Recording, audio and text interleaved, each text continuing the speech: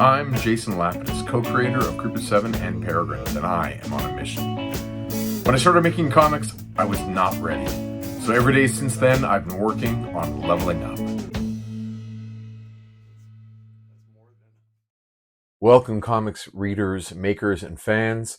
For all of us developing our skills, we've got to be pulling in something interesting, something valuable from everything we read. In this episode, I'm taking a look at All-Star Superman by Frank Quitely, but looking at the Work in Progress edition, which just came out last week. And I'm very excited to dive into this, and there is a little bit of background that we need to discuss to kind of put this in context as to why I'm focusing on this version as opposed to the regular single issue format that came back in 2005. Not to dismiss the contribution of Grant Morrison, the writer of this project. I'm focusing my learning on what Frank Quitely brings to this project because the way this format of All-Star Superman Work in Progress allows us to see things in Frank Quitely's work that we don't normally get to see. Keep in mind, this is not intended to be an exhaustive examination of this particular comic or the history of this comic, but it's really just a brief look at a couple of the elements in the work that I think I can learn from. And hopefully you're able to pick out a whole bunch of things that you can learn from that I did not talk about. And you can throw those in the comments below. It'd be much appreciated. It probably would benefit anyone watching this to hear from more than one point of view. You can find our comics at groupofsevencomics.ca, where you can pick up Group of Seven Comics, A Most Secret Tale by writer Chris Sanigan, and art by, of course, me, yours truly, Jason Lapidus, as well as our latest book, Peregrines, Flights, Fiends, and Fisticuffs, again by writer Chris Sanigan, art by yours truly. You can pick these both up at groupofsevencomics.ca, and your support is greatly appreciated. The first standout feature from looking at this Work in Progress edition is the size, as opposed to the regular printed comic book size. This is the standard comic book size. About 6.5 by 10, close to that. What we're looking at here is 11 by 17. So it's 11 inches across, 17 inches tall. Should do on that side. Makes much more sense. And what we're looking at here is original art size. So comic books, if you don't know, they're usually, here's just a piece that I'm working on. This is a standard piece of comic book art for an upcoming book. And you can see it's the same size. So it's 11 by 17. This is pretty much a replica of what Frank Quitely, the penciler, put together that would have been on his drawing board. And he actually comments as much on the inside of this edition. A forward from Frank here that we get to read. Frank Quitely is his pseudonym. It's not his real name.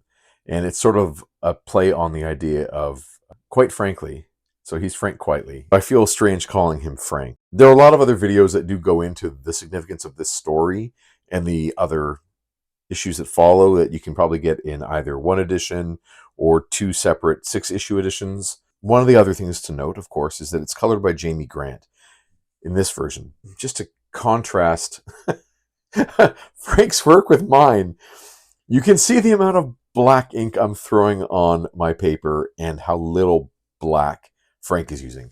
Ignore the title design, which I think is by Chip Kidd. But you'll note throughout this that Frank is not using a lot of black. He's not filling in areas with solid shapes of black. This is one of the exceptions where we do see on these the debris of Krypton as Cal's ship is exiting the exploding planet. We do see lots of black areas there that Frank has drawn, and that would, of course, help in this case express the huge amount of light that's coming from the exploding planet and exploding star. And we do get quite a bit of black on the hair of the Kents as the kindly couple discover the boy. Holy smokes. We can talk about Frank's line work here. And another reason we need, like, what this version is, this format. This format is a replica of Frank's pencils. He did not ink this book. It does give credit to, or some of the versions give credit to Jamie Grant for digitally inking. I'm going to call shenanigans on that as an idea. I don't believe he ever took ink to paper at any point, or even, I mean, obviously it said digitally. I don't believe he drew over any of it.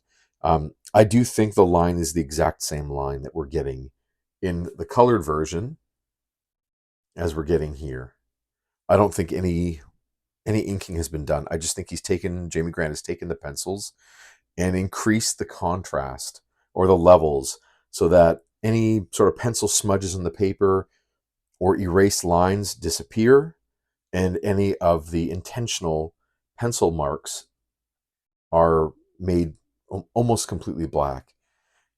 We can also take a step backward and talk for a moment just about comic history, the printing process. There is a reason that ink is the tool of choice within the history of North American comics, and that's because that black line that's done with either pen or brush uh, is an incredibly smooth and clear line. Its edges are very crisp, and that makes it ideal for replication with less than perfect printing materials in the 20th century. So the ink line became the thing, it became the industry standard. Whereas now we are taking high res scans. We can work with crayon, we can work with pencil, we can work with finger paint, we can work with anything and turn it into comics, right? There is no barrier to entry there. But a lot of artists, myself included, still really prefer working in ink and learning to draw with ink as part of the kind of that 20th century tradition. So Frank is working with a mechanical pencil and getting incredibly fine lines. Uh, you can, it looks like he would have worked even bigger than this and then tightened up as it was reduced for this size, but this is what would have been on his drawing board. This would have been one piece of paper, and this would have been another. And he would have worked this out, and he would have worked it out in layers.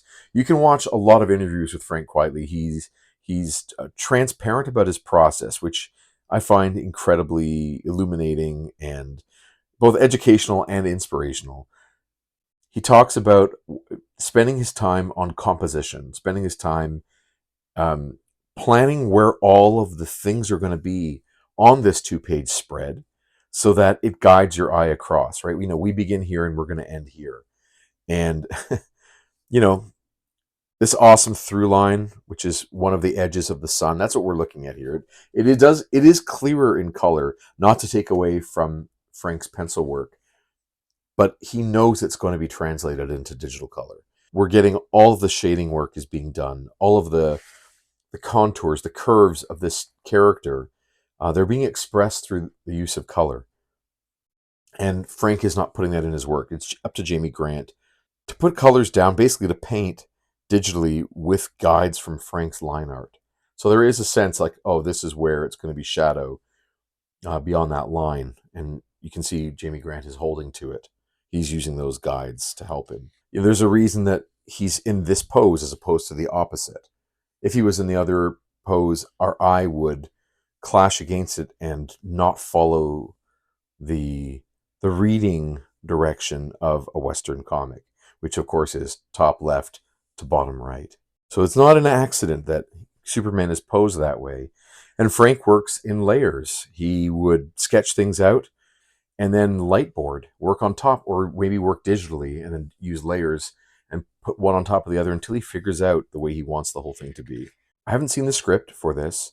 I don't know if by chance Grant Morrison is putting in notes as to how many panels per page. Grant Morrison has a background as an artist as well and highly capable at pacing out a comic book. Here we're getting these areas of concentrated black on the page here as well. But generally, things are quite open. I find it pretty surprising when I look at this kind of a page how little concentrated areas of black there are. So on a white page, our eye is drawn to pools of black and areas of black. And it's often called black spotting or ink spotting. It's a technique that artists use to guide the eye as we move across a page. Frank Quietly is intentionally not using that technique. He is letting his line art dictate where our eye goes, and having those pieces give us flow, So this panel here, for instance, we start here and we go across this figure, leading us onto the next page. Simple things like that. He spends a ton of time just tweaking where his figures are on the page, where the words will eventually be, leaving room for them so that the eye will flow across. So by not using ink spotting, by not using pools of black, it's allowing the line art, like it opens up the line art and allows the color to create the majority of the lighting and shadow. So quietly can infer where some of those things are happening. Like here, for instance, we're going to see that obviously there's a light source underneath this creature that's creating that shadow on its back. But other than that, the lighting in that space, we're not really aware of. The lighting in this space, there can be small implications. We would imagine the back of this man would be darker than the front. Maybe there'd be a light that's hitting because he's up against a wall. So we would imagine there would be some darkness there. And the colorist is free to make those moves based on some simple reasoning, as well as there are creative liberties. So perhaps, under his chin it's going to be darker, under the goggles, under his nose, for instance. There's options there. But because the line art is not dictating heavy pools of black, it allows the colorist or the color itself to create a lot of the shapes and the contour and textures. And given that this is done in pencil, it just means that the edges are a tiny bit more varied. The edges of Quitely's line they're a tiny bit rougher. I don't think it makes a huge difference at the printed size. I know on the original art size, I do see a little bit there, and I don't think it impacts the story in any way, which really is the bottom line, is the clarity of that storytelling. And seeing his art in this form, it allows me to focus on his composition and, of course, his figure work, which is impeccable. You see a page like this and you're wondering, what is happening here? Like, what is he not drawing? And he's not doing color guides either. He's not giving notes as to what he thinks the color should be. This is what was on the original comic. Very clearly we can see that, this surface is different than that surface, that there's an inside and an outside, and that these two characters are in different places as the palette being used for both characters, Superman and Lex, are contrasting. When we look at it like this, you can't tell if Superman walks in and Lex is there waiting for him. Of course, if you're reading the story, you follow along. But what I'm saying is that the work isn't being done in the pencil art to establish these things. The work is being done in the color art. And that's part of the synergy and the teamwork of people working on comics together. Again, so open. I'm just amazed by Frank Quitely's willingness to allow other people to be creative. And that's definitely something I can learn, like letting go, letting pros do their job. You do the best you can at the thing you're supposed to do and let other people do what they're supposed to do, whether those would be your choices or not. Difficult. Look at it. So that's added in, right? That was probably taken from previous, that double page splash. I bet you we could find that pattern on that double page splash because it would be added there. It's not on the original page. We should go solve that mystery. Man, I love that one. If your character is always flexed, then when they actually do need to flex, it doesn't mean anything. But I love how he's going from this and then just pushing. So good. The acting here and the one arm behind his back, just wide open. One of the things I can learn is if you think about acting and the person penciling this book, they are responsible for the performances of the characters, if you want to look at it that way. The penciler becomes the actors. So these characters are walking as if they are of low intelligence. They have like a weird stupor. And you can see with Dr. Quintum, this character here with the cane and the tails, he walks very upright and he is, a genius. And the stance does communicate quite a bit about those characters and their abilities. Look at this face on this guy. My goodness, that neck. It's exaggerated with so much fun. Maybe one of the most talked about things when this book came out was how Quitely was able to create a version of Clark that is distinct from Superman in his body language. You can see he's transforming here as we see a The use of the DeLuca effect, sort of a character moving through time within one panel. We see multiple versions of that person as they move through time. He takes Steve Lombard's coffee, it flips up and puts it on the desk.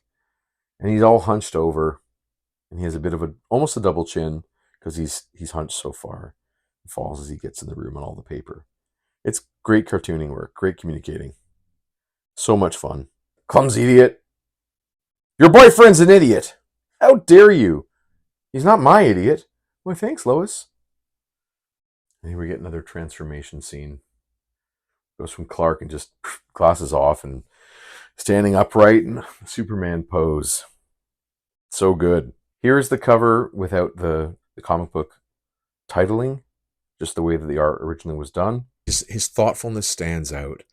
And whether or not he is the smartest super artist or not is maybe not the question that I need to be asking, but more, what thoughtful ideas can I bring into my storytelling as I'm working on the next Peregrines or the next Group of Seven?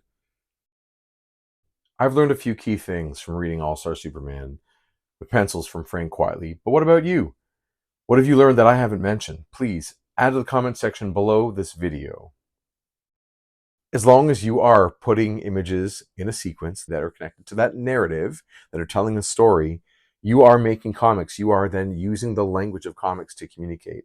It doesn't have to be done at the master level to be considered comics. Everyone is welcome to tell their story the way they want to.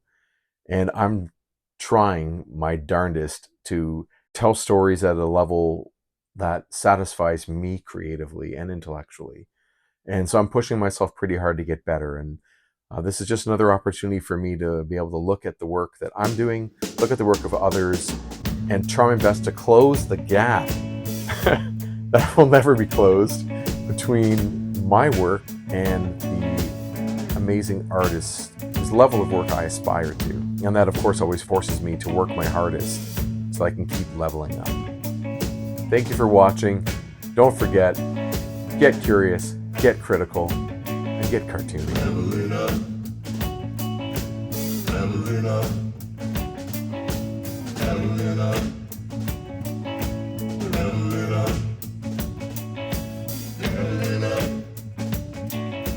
Level it up. Level it up. Level it up.